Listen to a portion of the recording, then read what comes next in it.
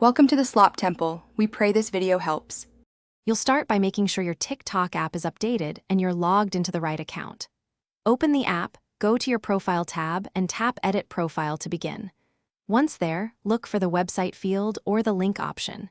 If you don't see it, keep your account active for a few days and verify your email or phone number. Make sure your account type supports links. This initial check avoids wasted steps later. Now paste the full URL. Include https:// into the website or link field and explain why.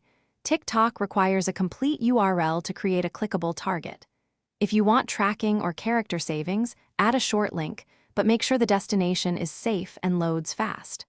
Once pasted, tap Save and return to your profile to confirm the link displays correctly. If the field rejected your link, remove special characters or try a different domain and save again. Finish by tapping the link on your profile to verify it opens the intended page. You want to check mobile behavior and loading speed.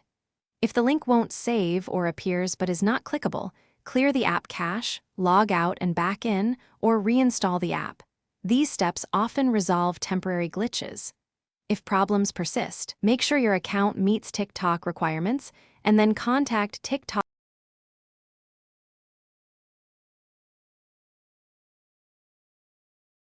Thanks for watching.